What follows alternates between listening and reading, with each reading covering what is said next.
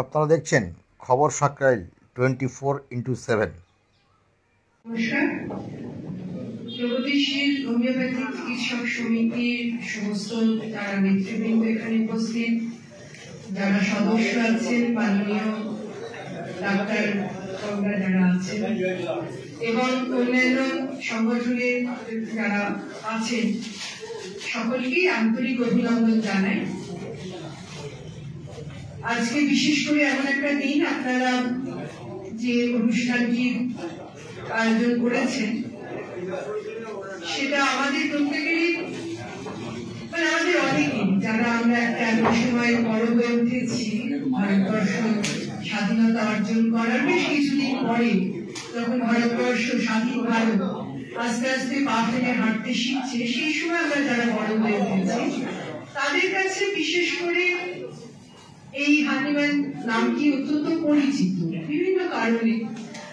হয়তো আমি জানি না এখনকার প্রজন্ম তারা কতটা এই বিষয়ে ভাবি, চিন্তা করে, আমি ঠিক বলতে পারবো না। আমার ব্যক্তিগত জায়গা থেকে বলতে পারি, একেবারেই ব্যক্তিগত ঘটনাচক্রে আমার ঠাকুরদা, তিনি যদিও কোনোদিন কোথাও থেকে ডিগ্রি অর্জন করেননি, কিন্তু তিনি কিছুটা হয়তো আপনারা জানেন যে অনেকেই কিছুটা নিজে নিজে শিখে পরিবর্তন করেই সেই সময় চিকিৎসা করতে, হোমিওপ্যাথি চিকিৎসা।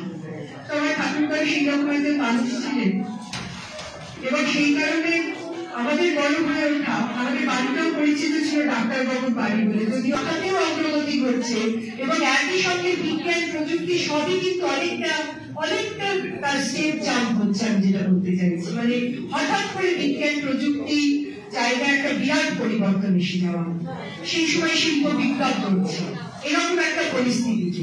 সুতরাং ওই অষ্টাদশ শতাব্দী, ঊনবিংশ শতাব্দী, যেটাকে আমরা বলতে পারি যে মানব সভ্যতার মোড় ঘুরিয়ে দেওয়ার কিছু বছর।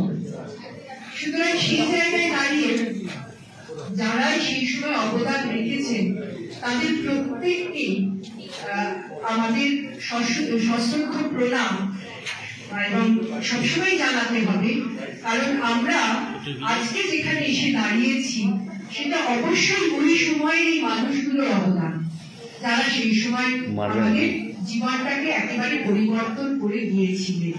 আজকে যে আমাদের বেঁচে থাকা, সেটা এতটা সময়, মানে আমাদের যে জীবন কালটা যে এতটা এগিয়ে গেছে, মানে আমরা প্রত্যেকেই ভাবতে পারছি 80 বছর 90 বছর পর্যন্ত আমরা বেঁচে থাকছি, ওই সময় ওই মানুষগুলোর অবদান ছাড়া নিশ্চিতভাবে সম্ভব হতো না। সেই জন্য অবশ্যই আমাদের সশ্রদ্ধ প্রণাম, অনেক ধন্যবাদ তাদের উদ্দেশ্যে, তাদের স্মৃতির উদ্দেশ্যে। আমন্ত্রণ জানিয়েছিলেন, তখন বলেছিলেন প্রযুক্তি এবং বিশেষ করে আর্টিফিশিয়াল ইন্টেলিজেন্স এবং আজকের যে স্বাস্থ্য ব্যবস্থার সঙ্গে প্রযুক্তির যে সম্মেলন ঘটছে সেই নিয়ে কিছু কথা বলার জন্য। কিন্তু সেটা বলতে গিয়ে আমি একটু শুরুতে একটা একদম অন্য কথায় যেতে চাইছি। আমার মনে হচ্ছে খুব প্রাসঙ্গিক এই